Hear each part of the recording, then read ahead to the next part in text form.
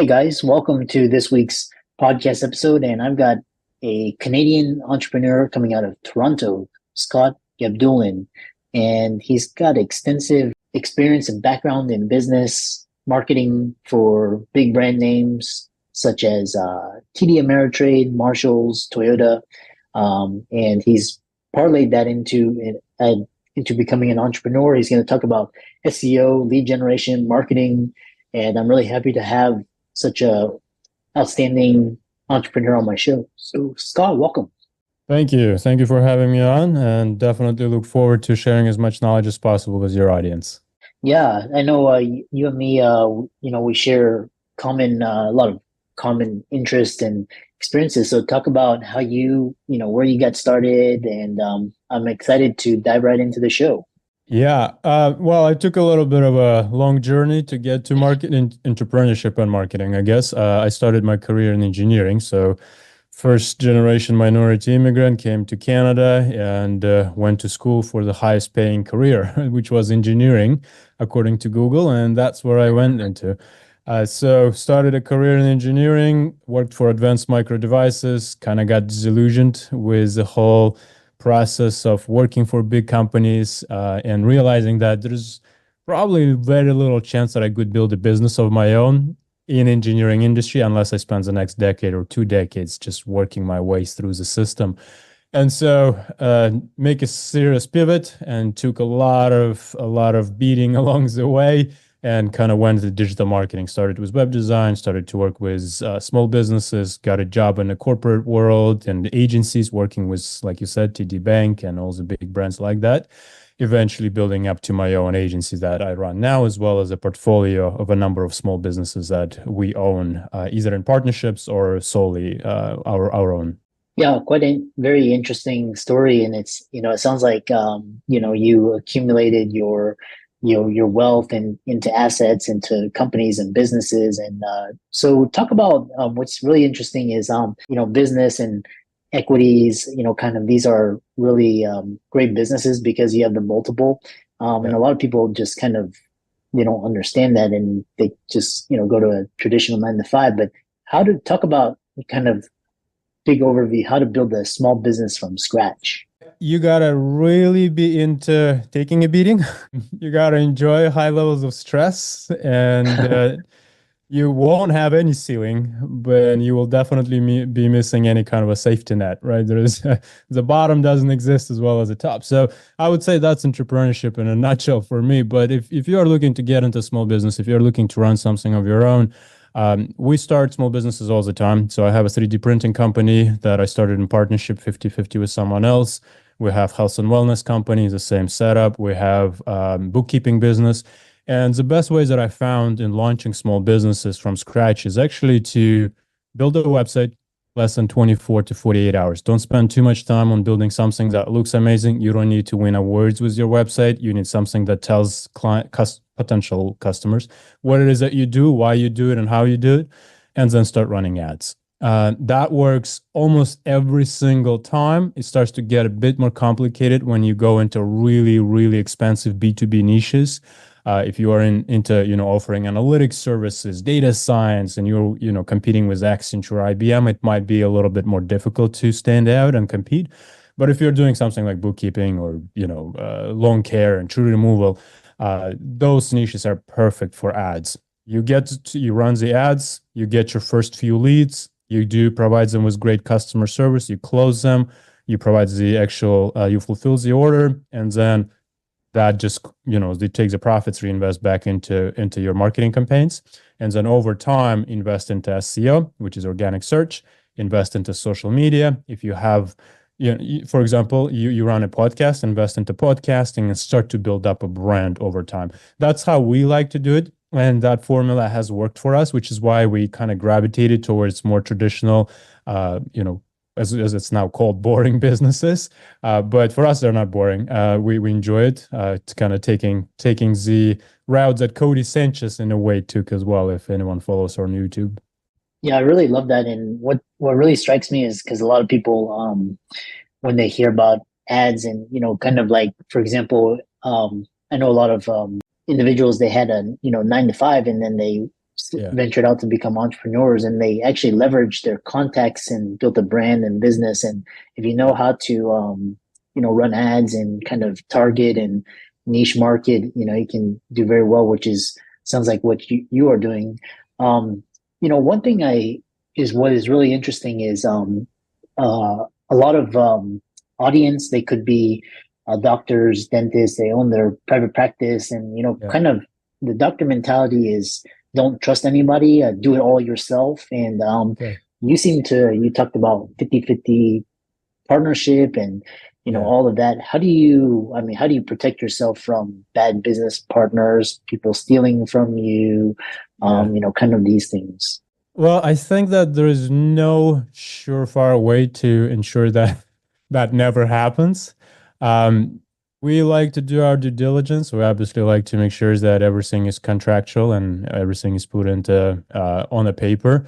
That's one. Two, we like to partner up with people we've known for a while, and there is at least some kind of relationship that's already in place. I don't necessarily mean that it's a family or a friend, but it's someone you've known for a while.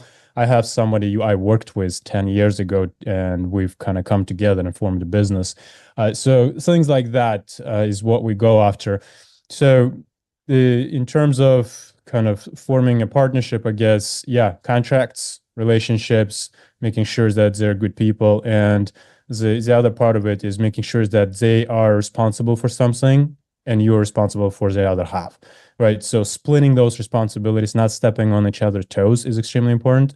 I've had experiences where business did not go well and we had to split up because both partners were responsible for the same thing, right? So someone is always going to be better than another at one thing, and you don't want to make your partner feel like he's not good at it or she's not good at it and you're better. And so that can go sour over time.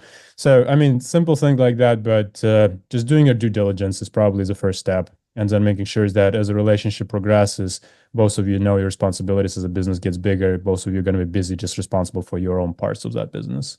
Yeah. Interesting. I just, they're very trust and, key. And so what is interesting is you talk about what's interesting is you have SEO, and a lot Yeah. of the guests have been SEO for like small business, but you do enterprise Yes. SEO and Yeah. SaaS and lead generation. How is that different from small enterprise? So I started in a small business, with servicing small businesses for SEO. I think everyone who gets into digital marketing usually would start with small businesses because the TAM is so big. The total addressable market is so much bigger. So it's easy to find clients. We all gravitate toward that first. It's also slightly easier to close clients. The approval process doesn't take too long. There's a single person running a business. You just have to talk to that person as long as the price is right and you're able to offer them something that they agree with. You can typically close that client. The problem starts with the budgets. Budgets are small, right? And SEO is no longer a new channel, and it's been around. It has matured. It has become more competitive, especially for doctors and lawyers and accountants. It's not as cheap and it's not free for sure. And so budgets have to be healthy. If you're a lawyer, you're probably looking a good $10,000-$20,000 in paid advertising to get a real impact. And so because everybody's advertising, everybody's doing SEO. And so over time we realized that small businesses don't have as big of a budget to work with. And we can't take them on $1,000, $2,000 retainers, but then we have to have a lot of folks on the team to service those clients. So to get to $1,000,000 for $2,000 a retainer, that's a lot of clients to service. At 100, a couple hundred. What you can do instead is you can go for enterprise, mid-level or enterprise companies that will pay you $10, $15, $20,000 a month. And now you're dealing with one client instead of dealing with 20. So you don't need as big of a team. Your headcount is smaller. Your capital expenditure is much smaller, and so it's just a lot easier to run a business, and it's a lot easier to scale, in my opinion. Just because those businesses that are mid-sized to enterprise, they already know they need marketing. You don't really have to sell them on marketing. It's more about on selling them on an outcome or agreeing on an outcome, right? So what is it that you're going to bring them in terms of those primary KPIs and secondary KPIs that they're going after? How many signups, how many conversions, demo requests, whatever it might be. So that's what we, realized over time. And that's why we just decided that let's go for more mid to enterprise. It's harder to sell, harder to close, but once you do, it's a lot easier to fulfill, a lot less headcount required to fulfill as a result work. And so we target that market. Smaller TAM, but in my opinion, bigger opportunity. Yeah, it's quite interesting because the guest before you was she was a coach and she was telling me how she closes how instead of clients that pay 100, 200, she closes clients for long term like six Yeah, months, 10,000, 15,000, and it helps, it's exactly. easier, it's scalable. Exactly. Where really, yeah, and what sounds like you're doing the same thing. The other question is, I love talking to entrepreneurs such as yourself, and so where do you see the future of digital marketing? Technology is rapidly evolving. We've got AI now, and what should we be prepared for? Chaos, a lot of noise.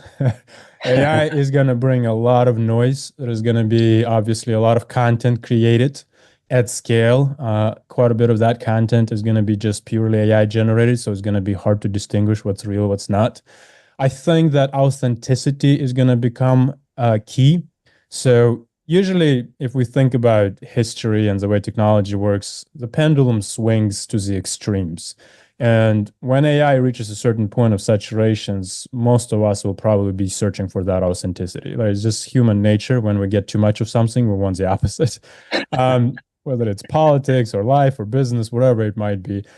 So too much of anything is never good. And so we kind of expect that those who are still investing into, let's say, human content, human first, video content or written content probably will succeed, but it's just going to be a very, very difficult transition, figuring out how to sell those services or how to produce that content in a noise that's being created by new technology. So AI will make everything way, way more saturated, way more noisier. At the same time, it's going to create a lot of opportunities for small businesses. Now they don't, with just one tool, they might be able to go and create a lot of stuff on their own without need for external, resources like agencies or marketers, right? A click of a button, you might have a whole video running. A click of a button, you might have the entire podcast transcribed, something that people used to pay money for. You could get it translated to Japanese and Spanish and French with just AI, which is something that we used to pay for again. So opportunities are endless, but at the same time, there's going to be quite a bit of chaos that's going to take place. So that's what we envision. SEO is going to get harder, in my opinion. And I think as brands start to realize is that SEO is no longer one channel that you can just rely on consistently. You actually have to diversify. So a lot of platforms are popping in. TikTok is a good example of that. AI is not the only technology that's changing the landscape. So you will need to be on a lot of different platforms, and that means building a brand. I think you got to be comfortable putting yourself out there, whether it's a company or a person, founder-led organization, and talking about the business. Authenticity, personal connection, people relate to people, and so that's going to become even more important in the age of AI, in my opinion. Yeah, interesting. You're very very forward thinking, and you have so kind of the next question is because it sounds like you have this system, and what is your advice for entrepreneurs looking to diversify their portfolio of businesses, and Yeah. what are you curious to hear? Yeah, so I think the advice that a lot of entrepreneurs provide, like focus on one thing, is a great advice. So just find focus and focus on one thing and work on that thing. It's a great advice. That being said, I break it in a way. I don't follow it fully. What I recommend is find an area expertise that you enjoy and you excel at. For me, that would be, as an example, digital marketing. I love digital marketing. I built an agency in that area, right, in that industry. I have a team, so 10, 11 people. We're highly outsourced. We're in Philippines and soon to be in South America in terms of our talent. And what I do is when I go outside of digital marketing and let's say start a new business, the only difference there is that it might be 3D printing business, but I'm still doing marketing. someone else is doing 3D printing. It might be bookkeeping business, but I'm still doing marketing. And then someone else is doing bookkeeping. So figure out what it is that you're good at. And if you want to build a portfolio, brings that same expertise over to that business. Right. So when I start a new company, essentially what I do is that I just take that company, take that website, and I tell my team is that it's a new client. And so there is no difference in the process. SOPs, standard operating procedures, are still the same. They go, they create content, the websites, the ads, the SEO. It's all the same. The only thing that I had to do is build the agency, right? So that's what I kind of mean by focus on that one skill or one enterprise. And then if there is an opportunity to apply that same skill, that same enterprise into other businesses, then diversify and go elsewhere and start other things. Because if you try to build a new SaaS company, for example, while running an agency, while having a traditional business all by your own, it's going to be tough. It's a lot of work. It's hard. I see some people trying to do it, and I think too many things to chase, and it's just gonna over time become a problem. And in that case, it's best to just choose one and focus on one. Yeah. Yeah, really interesting, and I love I love your approach, and basically the same skill, and it's the same thing, same process applied just to different scenarios. So you That's can you just basically minimize all of the extraneous. If people wanted to find you and find out more about you and reach out to you, you obviously have a lot of experience and expertise. So how can they reach out to you? Yeah, if you just Google my name, Scott Gabdullin, pretty much all my profiles appear nicely on Google. Something that we do is we practice SEO, we preach SEO, and we practice on our own brands. So you'll find all the websites, whether it's my enterprise SEO agency, authorityfactors.com, or lead gen business, Leader.io. And that's pretty much a good place to start. And if you don't want to use Google for whatever reason, I am on LinkedIn as well, Scott Gabdullin, or on Twitter and Facebook and elsewhere. That would be probably the best way to find me. Yeah, awesome.